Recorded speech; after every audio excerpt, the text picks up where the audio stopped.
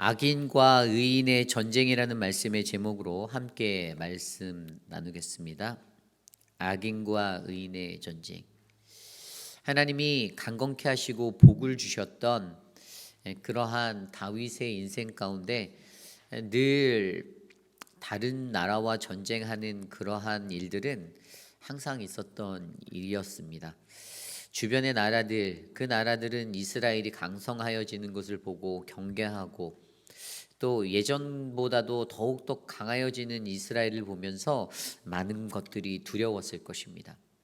우리는 이미 사무엘하 8장에서 다윗에게 주신 번영, 그래서 다윗이 주변의 나라들을 블레셋과 요압과 소바와 아람과 에돔을 정복하였던 그러한 말씀을 보았습니다. 그리고 오늘 말씀이 다시 다윗이 계속해서 하나님이 주신 그 전쟁에서 승리하는 모습을 우리에게 보여주는데요. 오늘 우리가 묵상한 사무엘하 10장 1절에서 19절까지의 말씀에 나오는 이야기를 통하여서 우리는 하나님의 사람들이 하는 전쟁, 또 악인의 사람들이 치르는 전쟁에 관하여 들여다보기를 원합니다.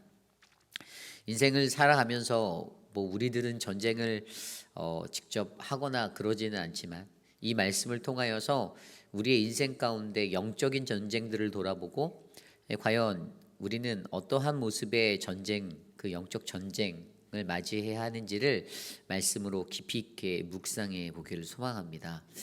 오늘 말씀을 보면요, 악인이 하는 전쟁, 바로 아람 사람들과 또 암몬 사람들이 하는 전쟁이 나옵니다. 오늘 말씀 1절에 이렇게 나와 있습니다. 그 후에 암몬 자손의 왕이 죽고 그의 아들 하눈이 대신하여 왕이 되니 2절입니다. 다윗이 이르되 내가 나하스의 아들 하눈에게 은총을 베풀되 그의 아버지가 내게 은총을 베푼 것 같이 하리라 하고 다윗이 그의 신하들을 보내 그의 아버지를 조상하라 하니라. 다윗의 신하들이 암몬 자손의 땅에 이르매. 오늘 전쟁이 일어나게 된 요인이 너무나도 재밌습니다. 그것은 암몬 자손의 왕이 나하스라는 왕이 죽었는데요. 그의 죽음을 애도하기 위해서 다윗이 사절단을 보내는 것에 그의 아들 하눈이 다윗과 대적하게 됩니다. 사실 오늘 딱 보면 배경의 말씀을 보면 다윗은 아주 좋은 마음을 가졌습니다. 그들과의 관계가 좋지 않다 할지라도 그의 아버지 하눈의 아버지 나하스가 죽었다라는 그 소식에 같은 슬픔을 애도하기 위해 사절단을 그곳에 베풉니다. 그리고 다윗이 표현하였던 것은 2절 말씀에 우리가 읽었던 대로 은총을 베풀겠다라는 그 헤세드의 사랑의 마음으로 그렇게 나아가고 있다라는 사실을 우리는 발견할 수 있습니다.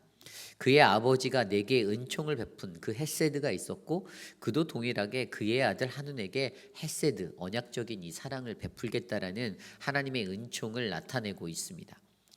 그런데 여기에서 문제가 발생합니다. 무슨 문제입니까? 꼭 주변에 있는 사람들이 언제나 문제입니다.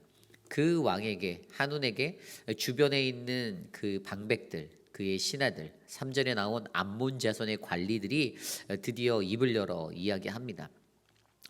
왕은 다윗이 조객을 당신에게 보낸 것이 왕의 아버지를 공경함인 줄로 여기시나이까? 라는 질문을 던지지요. 당신 생각에는 그것이 하나님이 그 다윗에게 허락한 아버지를 공경하는 모습인 거라고 생각합니까? 라고 그의 마음을 흔듭니다. 그리고 그 말에 덧붙여서 다윗은 그러한 사절단을 보내는 것으로 이 땅을 영탐하고 우리를 정복하려고 하는 것입니다라고 그렇게 말합니다. 그 취지의 진실이 무엇이었든 우리가 잘 알듯이 다윗이 가졌던 마음은 은총의 마음, 헤세드의 마음이었습니다. 그런데 여기에서 가장 큰 이들의 문제점은 신중하지 못한다라는 것이죠. 신중하지 못한 것의 가장 큰 모습으로 드러난 게 오해를 한다라는 것입니다. 오해를. 주변 사람들이 말하는 것들에서 팔랑귀를 가지고 이리 쏠리고 저리 쏠리고. 그래서 하눈 자체에도 하눈 왕 아버지의 그 가졌던 그 은총의 모습, 다윗과의 언약적인 관계의 모습들을 기억하지 못하고 그는 자신의 결단으로 전쟁을 준비한다라는 것입니다. 다윗이 주었던 그 은총 헤세드를, 그의 배려를 그들은 오해하였습니다. 남의 행동을 오해한다라는 것, 신뢰하지 않는다라는 거죠. 이 신뢰함이 전혀 없는 그러한 모습으로 행동하였기에 그들은 어떻게 됩니까? 그들은 사절단에게 수치를 안겨주고 그리고 전쟁을 준비하는 모습으로 오늘 말씀에서 기록되어져 있습니다. 사절단에게 어떠한 수치를 주었는지 볼까요? 4절 말씀입니다. 4절 말씀에 이렇게 나와 있습니다. 이에 한운이 다윗의 신하들을 잡아 그들의 수염 절반을 깎고 그들의 의복에 중동볼기까지 자르고 돌려보내매. 그들의 수염의 절반을 깎는다라는 것, 그것은 그들에게 매우 수치적인 일이었습니다. 그리고 그들이 입고 있는, 사절단이 입고 있던 옷의 의복에 중동볼기까지 자른다는 것은 엉덩이 부분을 이렇게 잘라낸다라는 것인데요, 굉장히 수치스러움을 나타냅니다. 그리고 5절 말씀에 이 일을 다윗이 들었을 때 다윗은 자신의 사절단들을 배려하기 위해서 그들로 하여금 예루살렘에서 동북쪽으로 28km 떨어진 여리고성에 머물다가 돌아오라라고 말해줍니다. 그대로 돌아왔다가는 그들 스스로에게, 사절단 한 사람 한 사람들에게 나라의 민족들의 사람들로부터 수치를 당하고 창피를 당할 것들을 알기에 그들을 배려하는 마음으로 다윗은 그들의 수치를 감추어 주기 위해서 여리고성에서 머물고 돌아오라라고 명령하였던 것입니다. 이 모든 일, 이방인들이 가졌던, 그들이 악인들이 가졌던 그 마음은 무엇이었습니까? 신중하지 못함이었습니다. 매사에 경솔합니다. 한 번 더 생각하고 두 번 더 생각하고 조금 더 생각해 보면 되는데 그렇지 못하였습니다. 그저 자신들의 생각과 자신들의 의의가 앞섭니다. 자신의 지혜가 앞섭니다. 그래서 어떻게 합니까? 전쟁을 하려고 합니다. 싸우려고 합니다. 달려듭니다. 그래서 군대를 모으죠. 그들이 군대를 모으는데 오늘 말씀 6절 이후에 나와 있는 것은 어떠한 군대를 모았습니까? 그들이 돈으로 용병을 사기 시작합니다. 그래서 암몬 자손 자기들이 가지고 있는 군대 플러스 아람의 나라들을 연합시켜서 그들을 용병으로 사서 그렇게 전쟁을 준비하게 됩니다. 신중하지 못한, 지혜 없는 그러한 모습들, 인간의 지혜를 의지한 것은 싸우려고만 하니까 결국에 전쟁을 준비하는 그러한 모습으로 치닫게 됩니다. 그래서 6절 이후의 말씀을 보면요, 암몬 자손들이 자기들이 다윗에게 미움이 된 줄을 알고 암몬 자손들이 사람을 보내 벳르흡 아람 사람과 소바 아람 사람의 보병 2만 명과 마아가 왕과 그의 사람 1,000명과 돕 사람 12,000명을 고용한지라라고 나와 있습니다. 여기에서 벳르흡 사람, 이 사람들은 아람 사람들이죠. 아람 사람들, 그리고 또 그 밑에 나와 있는 마아가 왕과 그의 사람 1,000명. 그러니까 총 2만 명에다가 또 더해진 12,000명. 그 사람들, 이 32,000명의 용병을 두었습니다. 오늘 말씀이 동일하게 나와 있는 역대상 19장 말씀에 보면 한운이 이 사람들에게 사용하였던 돈이 은 7,000달란트라고 기록되어져 있습니다. 은 7,000달란트를 가지고 모병하였습니다. 하루의 품삯이 1드라크마로 계산했을 때 이것을 환산하면 은 7,000은 약 600만 드라크라, 엄청난 돈을 전쟁의 용병을 모집하는 데 사용하였습니다. 그리고 그 밑에 나와 있는 돕 사람들이라고 나와 있는요, 그 돕의 군대들, 이 12,000명. 근데 이 돕 사람들도 보면요, 이 돕 사람들은 이제 암몬의 족속의 사람들이었습니다. 그렇기 때문에 아람의 용병 군대 플러스 그다음에 암몬의 군대로 나가서 싸우고자 하였던 것, 그것이 바로 이들이 하였던 전쟁이었습니다. 그렇게 엄청난 사람들을 모으고 전쟁 준비를 철저하게 하였습니다. 그리고 결국 그들이 맞서게 됩니다. 오늘 이 악인들의 전쟁을 들여다보면 그들은 자기의 지혜로 큰 군대의 숫자로 싸우려 하였습니다. 하나님을 의지하는 것이 아니라 사람을 의지해서 자신이 갖고 있는 지혜를 가지고 돈과 사람을 의지하여 전쟁하려고 합니다. 그리고 신중하지 못한 생각이 그들에게 있었기 때문에 결국에 오해를 낳게 되고 전쟁이라는 것들로 그들은 나가려고만 합니다. 대화가 없고 서로 싸우려고 하는 그러한 마음만 있습니다. 어떻게 보면 오늘날 우리들의 인생을 살아가는 우리들의 모습 속에서도 이러한 자기 지혜로 살려고 하는 것들 때문에 사람과의 관계 속에서 부딪히고 다투려고 할 때가 있습니다. 누군가가 나를 공격하면 어디 한번 두고 보자라는 그러한 마음으로 살아갈 때도 있고요.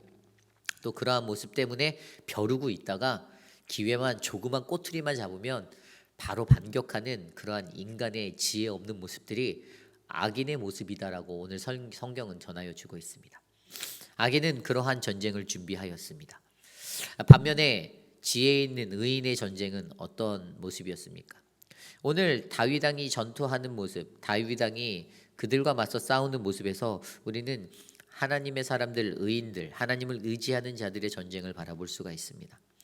오늘 말씀에서 11절 말씀에 이렇게 나와 있습니다. 이르되 만일 아람 사람이 나보다 강하면 내가 나를 돕고 만일 암몬 자손이 너보다 강하면 내가 가서 너를 도우리라.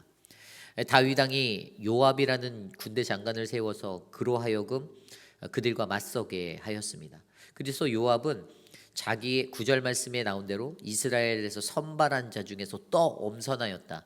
아주 정예병만 잘 추려내서 양적인 것으로 대결하는 것이 아니라 질적인 전쟁을 치르려 하였고요. 그래서 그들로 하여금 자신이 전쟁터에 나갈 때 자신의 팀을 또 두 개로 나누는데 10절 말씀에 보면 그의 아우 아비새를 통하여서 그 사람들을 또 나누어서 두 팀으로 나누어서 전쟁을 준비하는 것을 보고 있습니다.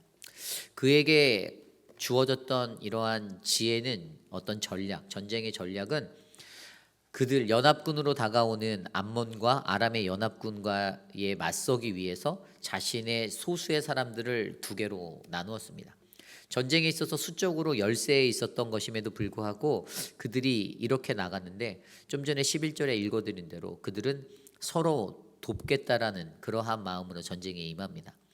적은 숫자로 많은 대적을 상대할 때에 그들이 다른 어떠한 전략과 그러한 것으로 나가는 게 아니라 서로에게 이르기를 나보다 더 강하면 내가 나를 돕고 너보다 더 강하면 내가 가서 너를 돕겠다라는 그 마음으로 하나가 되었다라는 것입니다. 이것이 바로 하나님을 의지하는 바로 의인들의 전쟁의 모습입니다. 그리고 두 번째로 그들에게 가졌던 모습은 12절의 말씀대로 담대하라는 것이었죠. 너는 담대하라. 우리가 우리 백성과 우리 하나님의 성읍들을 위하여 담대히 하자. 여호와께서 선히 여기시는 대로 행하시기를 원하노라라고 말합니다. 이들이 가졌던 담대함이 무엇을 위한 담대함인지를 보여주고 있습니다. 그들은 하나님의 선을 위해서 하나님이 선히 여기시는 뜻대로 이 싸움은 이루어질 것이다. 하나님의 뜻이 중요하다라는 사실들을 다짐하고 있습니다. 그러니 이 이스라엘 군대 요압의 군대가 다짐하는 것은 하나님이 우리에게 주셨던 성읍은 하나님이 절대로 적군의 손에 넘기지 않을 거야라는 그 확신 가운데 담대하게 나아갈 수 있었던 사실입니다. 이것이 중요합니다. 무엇을 하든지 간에 두렵고 떨리지요. 그런데 수적으로 열세에 있었고 상대가 안 될 거라고 판단할 수밖에 없는 물리적인 상황 속에서도 소수의 이스라엘 정예 군대는 서로를 돕기 위해 합력하였고 그리고 서로를 격려하며 담대하라라고 외쳤다라는 사실입니다. 이것이 믿는 이들의 싸움입니다. 악인된 인간들의 싸움에서는요, 내 생각과 틀리면 패를 지으려고 합니다. 내 편을 만들려고 하고 다른 사람은 나쁜 사람으로 만들려고 합니다. 인간의 모습, 악인의 모습입니다. 그런데 어떻게 됩니까? 믿는 이들의 마음 가운데는 서로를 돕고 서로를 함께하는 그 담대함으로 격려하는 그리고 그들 안에는 분명한 동일한 목적이 있습니다. 명분이 있습니다. 어떤 명분이었습니까? 하나님이 우리에게 주신 성읍은 절대로 빼앗길 수 없다라는 그 하나님의 뜻을 그들은 확인하였습니다. 하나님이 아군에게 넘기지 않겠다라는 것. 인간은 누구나 두려워합니다. 전쟁 앞에서 두렵지 않은 사람이 어디 있겠습니까? 우리가 잘 알듯이 모세가 죽은 후에 그 나라의 지도력을 이어받은 여호수아도 두려워하였습니다. 그래서 여호수아가 두려운 마음으로 내가 어떻게 이 민족을 이끌고 내가 어떻게 나가야 할지 두려워할 때 하나님이 여호수아 1장 9절에서 그에게 말씀하신 것, 내가 내게 명령한 것이 아니냐, 강하고 담대하라, 두려워하지 말며 놀라지 말라, 내가 어디로 가든지 내 하나님 여호와가 너와 함께 하시리라. 아멘. 그렇게 말씀하여 주셨던 거 아닙니까? 결국에 믿는 이들에게는 그 하나님을 의지하느냐 의지하지 않느냐의 싸움이 게임이 안 됩니다. 왜냐하면 하나님을 신뢰하기 때문입니다. 절대적으로 하나님을 믿기 때문에 그들은 어떠한 영적인 전쟁을 당하든지 어떠한 물리적인 전쟁을 당하여도 하나님이 나를 도우실 것을 확신하고 있었습니다. 그러기에 이 세상을 살아가는 우리 모두의 삶 가운데서도 이러한 은혜가 흘러가기를 간절히 소망합니다.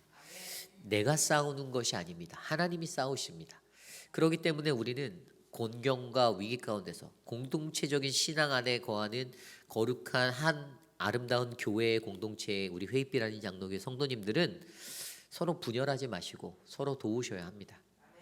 그리고 서로 담대하게 격려하셔야 합니다.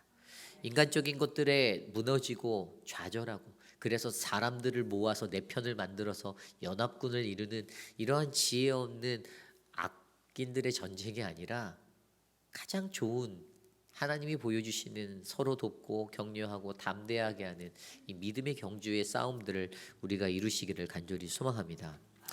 결국에 이 전쟁의 결과는 어떻게 됐습니까? 오늘 말씀 13절에 보면 이렇게 나와 있습니다. 요압과 그와 함께 한 백성이 아람 사람을 대항하여 싸우려고 나아가니 그들이 그 앞에서 도망하고 라고 나와 있습니다. 그들이 싸울 때 도망하였습니다. 실질적으로 역사적인 이야기를 보면요, 역대상 19장에 나와 있었듯이 이 아람의 군대보다 암몬이 가졌던 군대보다 아람이 가졌던 군대, 아람의 연합군이 가졌던 군대가 훨씬 강했습니다. 그래서 암몬이란 나라는 돈으로 그들을 샀잖아요. 그들이 가졌던 병거와 마병들 굉장히 강한 군사력을 가지고 있다고 역대상 19장에 기록되어져 있습니다. 그런데 굉장히 지략을 잘 썼던 게 요압이 전투를 할 때 오늘 말씀에서도 읽어서 저희가 아시지만 이 아람의 군대들 아람 사람이 자기가 이스라엘 앞에 패하였을 때 그것들을 보고 암몬의 자손들은 그냥 도망하는 것입니다. 아람 사람들이 도망하는 것을 보고 그들이 도망하였다라고 설명합니다. 그러니까 적은 숫자로 어떻게 큰 숫자를 이길 수 있었을까? 그것은 자기들보다 강하다라고 느끼는 사람들이 무너지는 것들을 보고 전쟁도 하기 전에 꼬리를 내리고 도망치는 그러한 암몬의 모습들을 14절에 그리고 있습니다. 하나님이 주셨던 승리는 이런 겁니다. 하나님이 적은 숫자로 의인의 삶에 의인의 전쟁에 승리를 주신 것은 바로 이러한 모습이었다라는 것들을 우리에게 보여주고 있습니다. 그래서 그들이 그들 앞에서 도망하는 그 결과가 났게 되었습니다. 그리고 15절 이후에 보면요, 다시 두 번째 전쟁이 일어납니다. 이것은 앞서 14절까지의 첫 번째 전쟁이 있었는데 그 전쟁 이후에 소바왕 하다닷에셀, 우리가 이미 사무엘하 8장에서 읽었던 소바왕 하다닷에셀, 이 사람이 이 암몬과 아람 연합군이 패했다는 소식을 들고 다시 사람들을 모아서 동맹군을 결성해서 재도전합니다. 이스라엘에게. 두 번째 전쟁의 이야기가 나오는 거예요. 15절 이후에는. 그런데 어떻게 됩니까? 우리가 이미 결과는 8장에서 들어보았듯이 이 사람들도 패하게 된다는 것입니다. 그때는 다윗이 친히 와서 전쟁을 하였습니다. 오늘 말씀에 다윗이 그들과 함께 더불어 싸웠다라고 17절에 기록되어져 있습니다. 그런데 그때에도 아람의 병거 700대와 마병 4만 명을 죽이고 그 군사령관 소박을 쳤고 그렇게 이스라엘에게 승리를 주신 하나님을 우리는 말씀으로 살펴볼 수가 있습니다. 그리고 오늘 말씀 19절에 이렇게 기록되어 있죠. 하다레셀에게 속한 왕들이 자기가 이스라엘 앞에서 패함을 보고 이스라엘과 화친하고 섬기니 그러므로 아람 사람들이 두려워하여 다시는 암몬 자손을 돕지 아니하니라. 아멘. 우리가 8장에서 이미 살펴보았듯이 화친 하맛 왕이 무난하고 축복하였던 일이 있었지 않습니까? 그 일들이 바로 이 이야기예요. 이러한 일들, 하나님의 사람들, 의인들의 전쟁에는 늘 하나님이 도와주신다, 하나님이 함께 하신다라는 그 것들을 이스라엘로 하여금 경험하게 하였습니다.